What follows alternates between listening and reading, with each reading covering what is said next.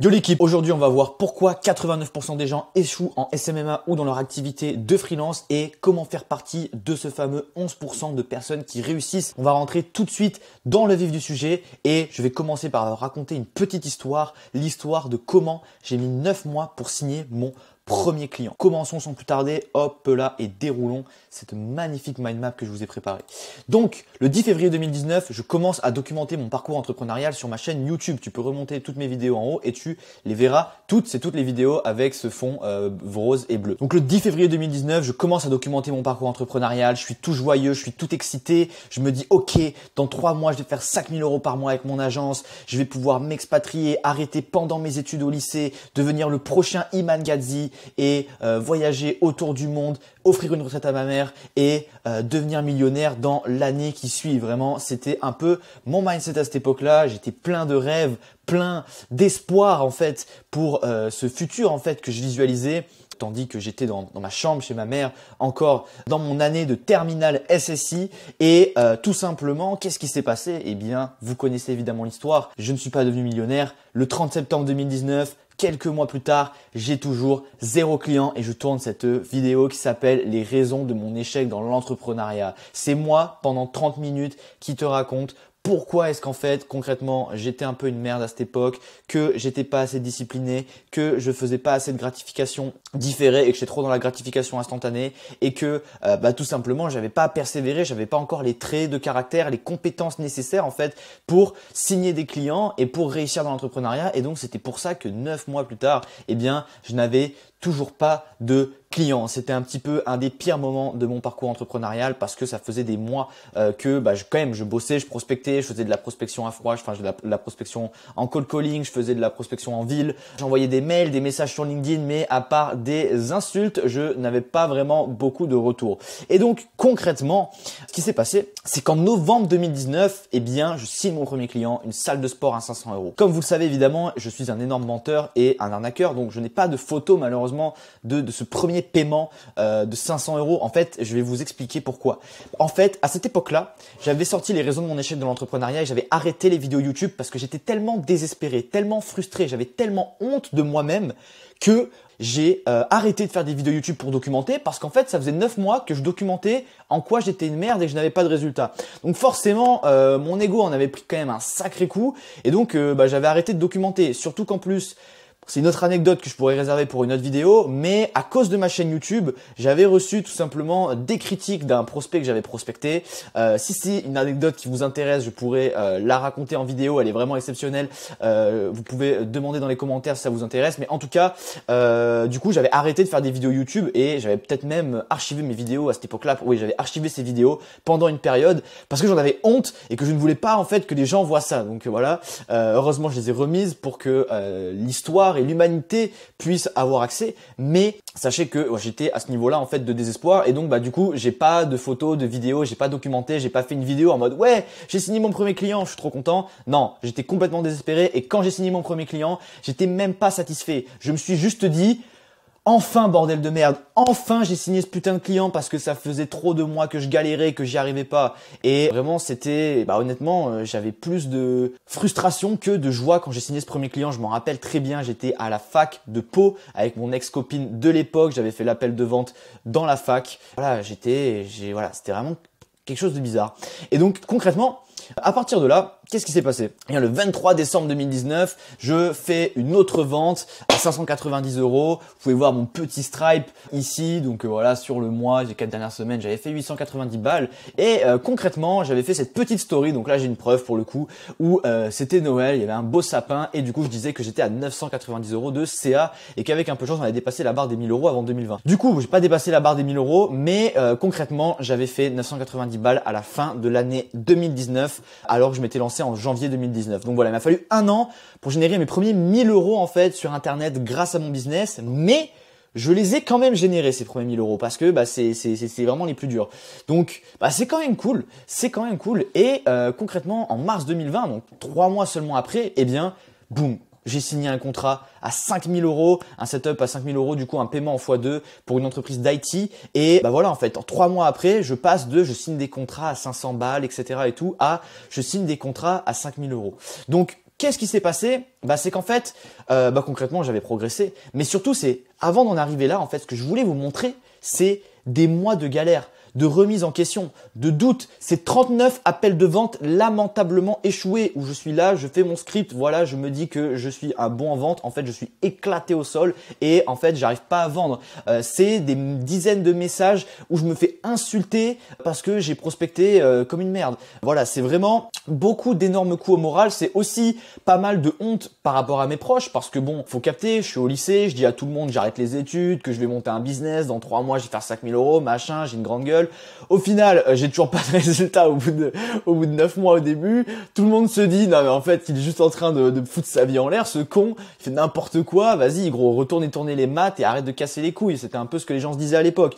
Mais bon, heureusement, pas écouter tout ça, machin, etc. J'ai réussi à surmonter mes petites périodes de dépression où en fait, j'avais qu'une envie, c'était de me tirer une balle. Bon, quand même pas, mais concrètement, j'étais vraiment au fond du trou dans pas mal de ces périodes-là. Et si tu es toi-même dans une période similaire, tu sais ce que c'est, ce moment en fait où t'es juste désespéré, tu dis que tu vas jamais y arriver, personne y croit autour de toi, enfin bref, voilà, c'est vraiment la merde. C'est vraiment une période qui, avec le recul, est exceptionnelle. J'ai beaucoup de gratitude pour cette période parce que c'est ce qui fait que j'en suis là aujourd'hui. Mais sur le moment, quand tu la vis et que en fait, t'essayes de réaliser une vision que personne que tu connais a réalisé autour de toi, a priori. Moi, en tout cas, je connaissais personne qui était entrepreneur, qui avait monté un business en ligne, donc voilà, je partais vraiment de rien.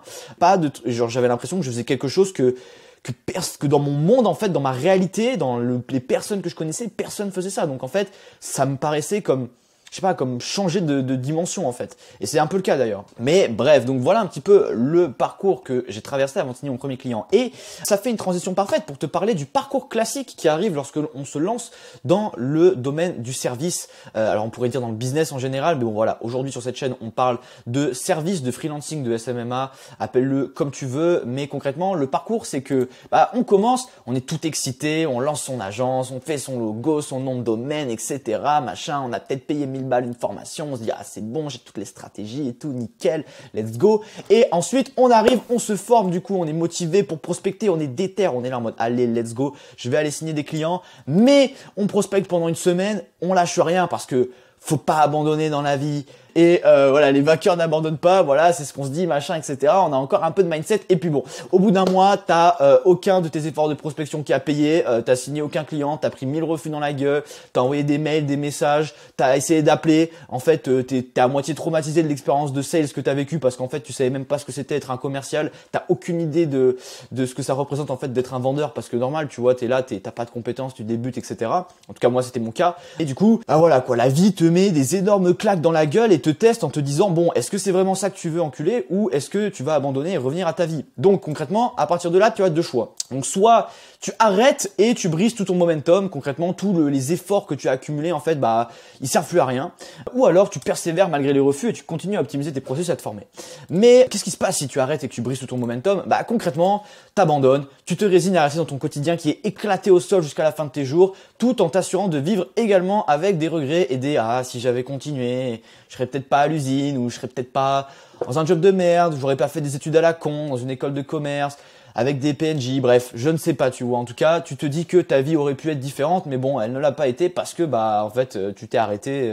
Tu t'es arrêté tout simplement. À partir du moment où tu t'arrêtes, c'est game over. Le seul moyen d'avoir game over dans l'entrepreneuriat, c'est de s'arrêter. Donc concrètement, maintenant, t'as l'option 2, encore une fois, c'est de persévérer malgré les refus et de continuer à optimiser. C'est ça, en fait, tu souris, mais t'as quand même des larmes, parce que t'es quand même en PLS, mais concrètement, tu te dis, bon, faut quand même que je passe à l'action. Donc, hop. Évidemment, moi, en tant que Tchad, j'ai fait le second choix, même si en vrai, c'était pas toujours linéaire. C'est-à-dire qu'en fait, je prospectais 2 semaines, j'avais aucun résultat, je prenais des refus dans la gueule, etc. Je tombais un peu dans une sorte de mi-état de dépression. En fait, pendant 2 semaines, je regardais Naruto et en fait, je foutais rien. Puis après, je me disais, mais qu'est-ce que tu branles, l'enculé? Et je repartais au combat. C'était un peu ça les débuts dans cette période des 9 mois dont je parle ici. Mais évidemment, voilà, petit à petit, tu apprends à contrôler tes émotions, tu apprends à être plus discipliné, parce que voilà. Il y a aussi tout ça que on oublie, c'est que tu dois apprendre les compétences business, mais tu dois aussi apprendre les méta-compétences d'entrepreneur qui sont en fait d'être discipliné, d'être organisé, de contrôler tes émotions, de faire face au stress, de faire face à la pression, de faire face à l'incertitude, à la solitude, etc., etc., etc. En tout cas, c'est pas le sujet de cette vidéo, mais voilà, tout cela fait partie du magnifique package de l'entrepreneuriat. Tout ça pour une seule chose, la liberté, mais ça en vaut le coup. Concrètement, moi du coup, qu'est-ce que j'ai fait? Je me suis formé sur chaque aspect qui me posait problème.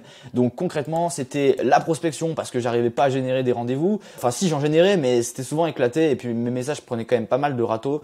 Ensuite, la vente parce que du coup, c'était cool, je générais des rendez-vous, mais j'arrivais pas à signer des clients. Franchement, à chaque étape, j'ai galéré. Donc ensuite, déjà, j'ai fait 39 appels de vente, je signe aucun client. Je me dis bon, en vrai, c'est un peu compliqué. Donc je me suis formé à la vente. J'ai dépensé beaucoup trop d'argent dans la vente, les gars. J'ai dépensé. C'est pas un bon mot, attention, utilisez bien les bons mots. Ne faites pas comme moi. J'ai investi, attention, beaucoup d'argent en vente, plusieurs dizaines de milliers d'euros, des masterminds, des séminaires, des formations, des scripts, des machins, des trucs, parce que fallait bien apprendre cette compétence. Et évidemment Facebook Ads, parce que évidemment j'avais un énorme syndrome de l'imposteur et que en fait j'avais peur de vendre des services et de pas apporter des résultats. Donc en fait je me suis abondamment formé sur Facebook Ads et concrètement étape par étape j'ai assemblé les pièces du puzzle jusqu'à avoir un set de compétences qui aujourd'hui me permet de vivre de ces compétences en fait et d'être indépendant et libre grâce à celles-ci en fait, parce qu'aujourd'hui en fait on ne peut pas me retirer mes compétences. Je saurai toujours prospecter, je saurai toujours signer des clients, je saurai toujours vendre, j'ai toujours la confiance que j'ai acquis avec les dizaines de clients avec lesquels j'ai bossé et évidemment les compétences qui me permettent d'apporter des résultats à des business et donc d'apporter de la valeur. Et vu que je suis capable d'apporter de la valeur de par mes conseils stratégiques mais également par les compétences techniques que je peux appliquer moi-même, je n'aurai tout simplement jamais de problème pour vivre de mon activité grâce à ça en fait. Donc c'est ça en fait la magie, mais évidemment on le verra après. La magie c'est l'étape d'après, la magie de faire partie du 11%, on le verra juste après. Donc maintenant, comment faire partie de ce 11% de gens qui réussissent? Je vais te donner 5 conseils, ça va être 5 conseils axés sur comment en fait garder le mindset pour ne pas abandonner et du coup ne pas échouer, parce qu'en fait si tu abandonnes tu échoues. Donc c'est comment arriver à traverser cette période comme j'ai traversé, les 9 mois, les 10 mois, les 1 an, les 1 an et demi pour signer tes premiers clients, faire tes premiers euros et dépasser en fait toutes les croyances limitantes et tous les blocages que tu as au début qui sont nombreux. Donc premièrement, il faut que tu prennes conscience que tu es dans la traversée du désert et que c'est le moment où il faut absolument persévérer. Donc là il y a un petit schéma que j'ai honteusement volé du livre Atomic Habits et que je n'ai même pas traduit parce que je suis un flemmard. Mais concrètement, là tu vois, il y a les résultats, là il y a le temps. Concrètement, là tu as une courbe qui dit que c'est les résultats que tu vas obtenir et là tu as ce que tu penses que tu vas obtenir comme résultat. Tu penses que c'est linéaire, que jour après jour tu vas réussir, mais en fait non. Ce qui se passe, c'est que là, en fait, tu as toute cette période-là où en fait, tu n'as pas les résultats que tu t'attends. On appelle ça la vallée du désespoir ou la traversée du désert. J'aime bien la traversée du désert, c'est assez explicite. En plus, là, dans cette courbe, honnêtement, ils auraient pu rendre la courbe un petit peu plus vénère. Honnêtement, le gap entre ce que tu penses qui devrait arriver et ce qui se passe vraiment peut être très très élevé des fois. Donc c'est pour ça que, évidemment, quand tu as des attentes et qu'elles ne sont pas remplies, ça te met une sacrée claque. Mais du coup, il ne faut pas abandonner, évidemment, parce que pendant que tu es dans la traversée du désert, quand tu es dans cette période-là, tu as l'impression que ça sert à rien, que tout ce que tu fais, ça apporte aucun résultat, que tu vas pas y arriver, que tu n'en es pas capable, que tu n'as pas les compétences, que le marché est saturé, que la prospection ça fonctionne pas, que voilà, tu te crées des histoires dans ta tête. Alors là, c'est vraiment le moment où tu dois combattre les fucking histoires dans ta tête qui sont en train de se créer pour te faire abandonner et que tu dois malgré tout persévérer. C'est pour ça que j'ai dit que c'était pas linéaire, parce que des fois, tu prends tellement des gros coups de massue dans la gueule. Ça va dépendre évidemment de ton niveau de résilience émotionnelle, mais personnellement, quand j'ai commencé l'entrepreneuriat, j'avais un niveau de résilience émotionnelle équivalent à celui d'une brindille de par mon éducation évidemment de jeunes blancs de classe moderne privilégiés qui en gros n'a manqué de rien et été agrandi normalement en France, etc. Donc en fait l'adversité, j'avais pas trop connu ce que c'était, donc forcément la première fois que je le bouffe dans ma gueule, je prends des claques, mais l'important c'est de jamais abandonner. Donc c'est pour ça que même si tu prends super cher, faut pas abandonner, parce que quoi qu'il arrive, tu te renforces en fait et tu t'améliores petit à petit. Voilà, c'est cliché, mais c'est vrai. Et quand on l'expérience, c'est que par l'expérience que tu vas vraiment comprendre la profondeur de ce côté de ce qui ne te tue pas ne te rend plus fort, comme disait notre ami Friedrich Nietzsche. Donc deuxième point, relativiser du temps que cela prend, même si tu mets 3 mois, 6 mois ou même 1 an pour signer ton premier client, c'est ok. Ça, c'est vraiment un truc qui est important, c'est relativiser. Ok, ouais, sur les réseaux sociaux, tu verras des témoignages. Ouais, j'ai lancé mon agence, un jour après, j'ai signé 5 clients à 10K, j'ai fait 50 000 euros par mois. Ouais, merci, la formation pour les stratégies, ça fonctionne. Ok, il y a des témoignages de ouf sur les réseaux, etc., qui soient vrais, qui soient faux, qui soient machin. Bon, c'est le jeu de l'entrepreneuriat. Maintenant, faut comprendre qu'on n'est pas égaux quand on démarre. Si aujourd'hui, t'es comme moi quand j'ai commencé, t'as 17 piges, par exemple, t'as aucune compétence, t'es au lycée, tu commences à faire ton agence. Bon, genre, après ça dépend. Ça se trouve, tu vas commencer, mais de par ton passé, de par ton histoire, t'auras les compétences en vente, t'auras les compétences en prospection, t'auras cette aisance sociale, etc. Moi, c'était pas mon cas. En tant qu'introverti de base, eh bien en fait c'était pas du tout mon cas, mais du coup voilà, en fait en fonction de tes compétences quand tu commences, bah tu vas plus ou moins vite avoir des résultats. Pareil, en fonction de ton réseau. Bah si tu commences ton agence mais que tu as 25 ans, que tu as fait une école, que tu as plein de chefs d'entreprise dans ton réseau et que tu décides de lancer une agence, bon bah en fait tu les appelles tous, tu les closes tous. Oui, tu fais 3 cas en une semaine, tu vois. C'est pour ça qu'en fait, on n'est pas égaux en fait, et que même quand tu vois des témoignages, etc., tu dois toujours relativiser et te dire que bah voilà, par rapport à leur situation, etc., ils ont eu ces résultats-là, mais si toi tu n'as pas les mêmes résultats, c'est ok. Ce n'est pas parce que tu es mauvais, c'est pas parce que t'es une merde, c'est pas parce que tu vas pas y arriver, c'est pas parce que voilà, c'est juste que bah t'as besoin de ce temps-là pour apprendre les compétences, pour persévérer, pour t'améliorer, pour pouvoir finalement y arriver toi aussi. Donc on en vient directement au troisième point qui est ne te comparer qu'avec toi-même, parce que du coup dès que tu te compares à d'autres personnes, mon gars, c'est très dangereux. Et je te recommande quand tu es dans la traversée du désert, honnêtement, moi c'était un truc honnêtement qui me rendait fou, c'était quand je voyais sur Instagram des témoignages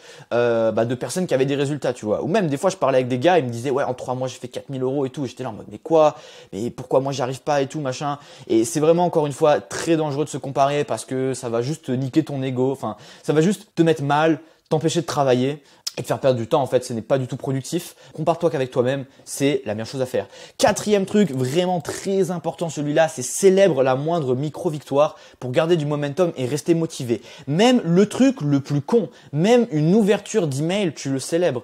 Une réponse à un non, tu le célèbres. Un appel de vente, même si le mec ne se pointe pas dans l'appel, tu le célèbres. Tu célèbres tout. Comment tu célèbres? Bah déjà, c'est juste poser l'intention, te dire ok, c'est bien, j'ai eu ça, chaque petite étape, chaque micro-étape me rapproche de mon objectif, me rapproche de l'étape finale qui est de signer des clients. N'oublie pas qu'à la fin, c'est une question de chiffres, c'est une question de probabilité, c'est la loi des grands nombres. Plus tu vas faire de répétitions, plus tu vas avoir de hautes probabilités de finir par avoir un résultat positif. Donc, reste focus avec ce mindset-là, célèbre la moindre micro-victoire, que ça soit, comme je l'ai dit, la moindre réponse, même un refus, célèbre-le parce que tu te dis que bah en fait, si tu prends 100 non, à un moment donné, tu vas bien prendre un oui, tu vois. Et c'est ça le mindset à avoir, surtout en sales et en vente, bah quand tout simplement t'es dans ce côté, bah t'es freelance ou tu débutes ton agence, tu dois signer tes premiers clients, tu dois être dans cette posture de vendeur, de conquérant, de commercial en fait pour toi-même. Tu dois mettre cette casquette de commercial.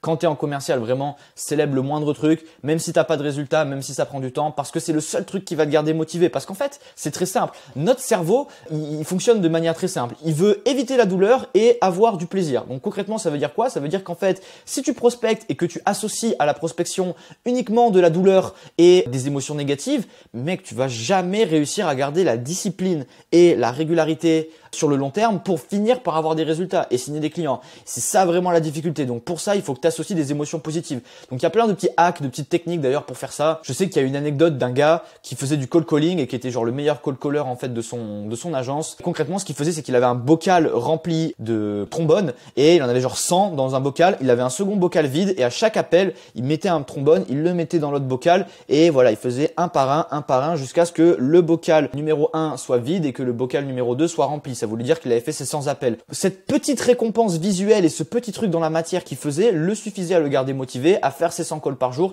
et donc à être le meilleur vendeur de son agence. Ça peut être un truc comme ça. Ça peut être toi qui vas à ton café préféré à la fin de chacune de tes matinées de prospection pour te récompenser. Ça peut être toi qui t'autorises 1 heure de jeux vidéo avec tes potes. Alors encore une fois, attention, si t'es accro aux jeux vidéo, vaut mieux que tu fasses une dopamine détox. Mais voilà, c'est un autre sujet. Mais en tout cas, si t'es capable de te contrôler, etc. par rapport à ça, trouve une récompense, qu'importe le truc qui va fonctionner pour toi en fait. C'est propre à chacun, mais célèbre et récompense-toi même pour chaque petite action dans le process que tu fais en fait et qui te rapproche de ton objectif. Cinquièmement, essayer de se détacher le plus possible du résultat et se focaliser sur le processus. Ça veut dire encore une fois, c'est un peu lié avec le fait de célébrer chaque victoire. Ne sois pas focalisé sur ok, est-ce que j'ai un oui, est-ce que j'ai un appel de vente, est-ce que la personne me dit oui à la fin de l'appel de vente. Focalise-toi juste sur l'action en elle-même. elle-même, le fait d'avoir une réponse, ça suffit, qu'importe le résultat. Le fait d'avoir un appel, ça suffit, qu'importe le résultat. Le fait d'avoir envoyé ce mail, qu'importe si le copywriting était éclaté, qu'importe si c'était pas ouf, qu'importe si on t'insulte au retour, c'est ok. Ce qui est important, c'est que tu aies envoyé ce mail parce que c'est chacune de ces actions qui va en fait s'accumuler les unes après les autres, etc. À loi des effets cumulés, qui va faire que tu vas finir par avoir les résultats que tu cherches. Et en même temps, du coup, en étant focus sur le processus, le modèle mental à avoir, c'est celui du scientifique. Tu dois agir comme un scientifique auprès de ton agence et de tes systèmes de prospection et du coup émettre des hypothèses, par exemple sur la niche que tu vas vouloir cibler, sur le message que tu vas faire en prospection, etc. Tu passes à l'action un nombre significatif de fois pour pouvoir en tirer des résultats, par exemple au moins 100 fois ou 50 fois. Et tu te dis, voilà, sur 50 mails, combien j'ai eu de réponses? 0, combien de personnes ont ouvert, combien de personnes ont cliqué. Si tu vois que personne ouvre ton mail, tu sais qu'en fait ton sujet de ton mail il est éclaté au sol. Donc change les sujets de ton mail et forme-toi pour écrire les bons sujets de ton mail. Et en fait, si tu as ce mindset là, le mindset de te former sur chaque étape qui te bloque, tu vas faire exactement ce que je disais ici, qui était que petit à petit, tu vas en fait assembler les pièces du puzzle jusqu'à avoir un puzzle complet en fait. Et quand tu as le puzzle complet, en fait c'est bon, ça veut dire que tu peux vivre de tes compétences. Donc ton but, c'est chaque étape du puzzle qui te manque, la trouver et l'assembler correctement. Donc vraiment très très important d'avoir ce mindset du scientifique. Tu mets une hypothèse, tu passes à l'action et ensuite tu analyses ce que tu as obtenu de ces actions et tu améliores. Parce qu'encore une fois, oui, c'est bien d'être focus sur le processus, de taffer, etc. Si tu fais toujours la même chose 10 000 fois, tu n'auras pas de meilleurs résultats. Encore une fois, Albert Einstein disait il faut être fou pour penser qu'on va avoir des résultats différents en répétant toujours la même chose. Concrètement, c'est un peu ça qu'il disait. C'est pas formulé comme ça, mais tu as compris l'idée. Mais quand tu arrives à appliquer les conseils que je t'ai donnés là, que tu traverses le désert et que tu finis par arriver à l'oasis de l'entrepreneuriat, eh bien, tu vas pouvoir avoir accès à ce qu'on appelle la magie de faire partie du 11% et les 5 super pouvoirs que ça t'apporte et qui vont drastiquement changer ta vie. Et c'est vraiment important de garder ça en tête parce que quand tu es dans la traversée du désert, tu sais pas en fait que c'est ce qui va arriver en fait. Mais tu dois le garder en tête et te dire et t'accrocher à cette vision et te dire ouais, un jour, je sais que j'aurai moi aussi accès à ces super pouvoirs là, que moi aussi je pourrai bénéficier de cette magie et que du coup je serai libre et que j'aurai la vie que je veux avoir et donc c'est ce qui va te permettre de rester motivé. Concrètement, premièrement, le premier super pouvoir, c'est que signer des clients devient de plus en plus facile. C'est comme si en fait, à chaque client que tu signes, tu as un buff de 10% pour signer ton prochain client en fait. Donc concrètement, à chaque fois que tu signes des clients, c'est plus facile de signer des clients parce que tu prends confiance en toi, voilà, tu as des témoignages, etc., machin et tout. Donc c'est de plus en plus facile. En plus de ça, tu vas graduellement augmenter tes prix et tu vas commencer à avoir de plus en plus confiance en toi. Tu l'as bien vu quand je t'ai montré, mes premières prestats c'était 500 balles, 300 balles, 200 balles, etc. Puis 3 mois après, boum, je me dis vas-y, setup à 5000 balles et boum, je le vends, tu vois. Donc c'est vraiment un truc que au fur et à mesure que tu vas prendre confiance en toi, que tu vas appliquer ton expertise, que tu vas apporter des résultats à ton client et même si tes premiers clients tu leur apportes pas de résultats, il faut pas abandonner non plus, il faut du coup s'améliorer encore une fois. C'est quelque chose qui va arriver potentiellement si tu délivres toi-même ton service en tant que freelance et que tu apprends les compétences en même temps, ça peut arriver. Mais quoi qu'il arrive, tu persévères et tu vas finir par prendre confiance en toi, à être de plus en plus bon et donc à pouvoir augmenter graduellement tes prix. Ensuite, tu vas signer des clients sans même prospecter grâce au bouche à oreille si tu apportes du bon travail. Ça, c'est vraiment quelque chose qui est cool quand on te recommande, quand on te recommande grâce à tes clients, tu signes un client. Ça régale, ça régale. Parce que du coup tu fais de l'argent sans avoir trop taffé parce qu'un client bouche à oreille, il n'y a rien de plus facile à signer. Un pingouin l'aurait signé à ta place. Donc concrètement, ça c'est vraiment cool et ça c'est un super pouvoir qui va évidemment se développer. Ensuite, tu vas avoir des témoignages et de la preuve sociale qui vont du coup encore une fois faciliter pour signer des clients parce que les gens ils vont te dire ouais du coup ok mais t'as travaillé avec quelles autres boîtes et tu vas leur dire j'ai travaillé avec X, avec Y et je leur ai apporté tel résultat. Du coup le mec va faire ok cool let's go et pareil. Pour tous tes efforts de prospection, du coup, au lieu de prospecter dans le vide ou alors de faire des appels ou alors d'envoyer des emails, sauf qu'en fait, t'as aucun témoignage, t'as aucun preuve sociale, t'as aucune étude de cas à présenter, forcément, c'est plus compliqué. Alors que là, quand t'as ces études de cas à présenter dans tes mails, dans tes séquences de prospection, etc., boum, t'auras des meilleurs taux de réponse. Donc vraiment très très puissant. Et enfin, cinquième super pouvoir qui est ultra sous-coté, c'est que tu vas avoir l'opportunité de voyager grâce à ton entreprise, de rencontrer d'autres personnes, d'agrandir ton réseau et de signer des clients parmi eux. Parce qu'il y a un truc magique. Quand tu fais du service et que tu commences à voyager et que tu commences à rencontrer des entrepreneurs, eh bien, qu'est-ce qui se passe?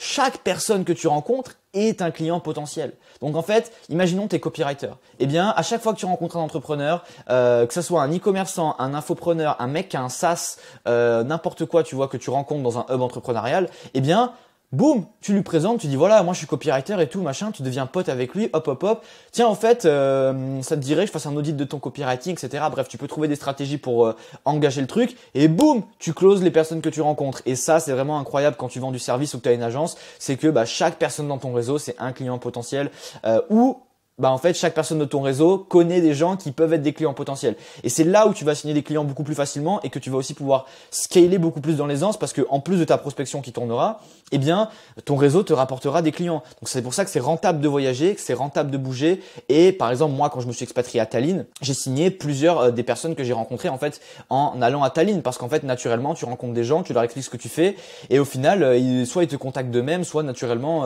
tu finis par en arriver à une collaboration.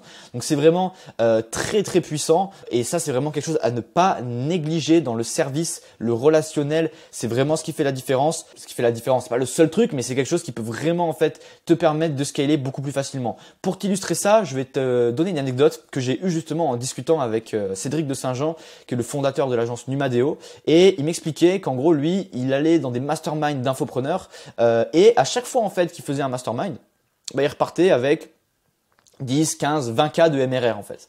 Donc de revenus récurrents mensuels en plus. Et je me dis logique en fait, le mec arrive dans le mastermind, tous les gens dans le mastermind c'est ses clients cibles. Et en fait, il dit voilà, moi je fais du montage vidéo pour faire de l'hypercroissance sur les réseaux sociaux pour les infopreneurs. Ouais, il sort avec des clients, tu vois, c'est logique. Et donc ça, c'est quelque chose à garder en tête. C'est pour ça que aussi, si tu es extraverti, eh bien, je t'invite à bouger, à aller dans des BNI, à aller dans des réseaux, etc., à rencontrer des gens. Moi, j'étais dans une petite ville, donc malheureusement, il n'y avait pas trop de réseaux à faire. Mais si tu es à Paris, par exemple, imagine le nombre d'entrepreneurs que tu peux rencontrer dans des événements organisés, dans des coworking, des after-work, etc., et que tu peux potentiellement signer. Ne le néglige pas. Donc, voilà, c'était tout pour cette vidéo. Mais avant de partir, j'ai un cadeau pour toi, gratuit, si tu veux faire partie du 11%.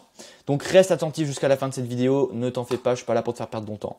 Comme tu l'as vu, passer par des mois de galère avant d'avoir les compétences qui me permettent de vivre aisément de mon agence aujourd'hui. Tu as d'ailleurs toutes ces vidéos-là qui sont juste des témoignages de moi qui galèrent. Et en plus de ça, j'ai également accompagné plus d'une centaine de personnes à travers mes formations et des dizaines en accompagnement individuel à signer leurs premiers clients et à scaler leur agence jusqu'à 5 voire 10 cas par mois. Je t'invite à regarder la page témoignage que j'ai sur mon Podia qui se trouve dans la description de cette vidéo. Voilà, tu pourras trouver plusieurs témoignages, notamment les frères Fouchant que j'ai aidé à scaler et à automatiser leur agence en déléguant, mais également plein de résultats de personnes qui ont suivi des formations ou des accompagnements avec moi. J'ai du coup compilé une grande partie de ces connaissances que j'ai accumulées après aujourd'hui, maintenant, voilà, j'ai commencé en 2019, on est en 2023, ça fait déjà 4 ans. 4 ans en fait d'entrepreneuriat, de galère, de haut et de bas, dans une formation 100% gratuite qui s'intitule le SMMA Starter Pack, les 9 ressources indispensables qui te permettront d'atteindre entre 2 à 10 cas par mois en 90 jours ou moins avec ton activité de freelance d'agence SMMA. Et tu découvriras notamment dans la formation tout ce qu'il y a ici. En vrai, je vais pas te mentir, j'ai la flemme de lire, mais c'est juste pour que tu comprennes qu'il y a de la valeur à l'intérieur, notamment une thèse de 42 pages, des vidéos masterclass sur la vente ou la prospection qui durent 40 minutes, où je rentre en détail, des templates, des calculateurs, même je t'offre un site web, je t'offre un process d'intégration. En vrai, je t'offre tout. En vrai, gros, je t'offre de quoi faire tes premiers 2000 € par mois gratuitement, honnêtement, avec ton agence et la formation gratuite. Donc, le lien, il est en bio. Donc voilà, je t'invite vraiment à la consulter si tu es sérieux à propos de réussir et que tu veux traverser cette traversée du désert et que tu veux faire partie de ce 11% de personnes qui vivent de leurs compétences, qui vivent de leur activité, qui peuvent voyager autour du monde, qui ont l'indépendance financière, géographique et temporelle, j'allais presque l'oublier, et qui vivent une vie plutôt cool tout simplement. Donc voilà, c'était tout pour moi pour cette vidéo. J'espère qu'elle t'aura plu. Laisse-moi un commentaire pour le référencement aussi si t'es chaud et pour me donner ton avis ou pour me poser des questions pour les futures vidéos. Et sur ce, voilà, c'était Noah. On se retrouve pour une prochaine vidéo. Ciao l'équipe!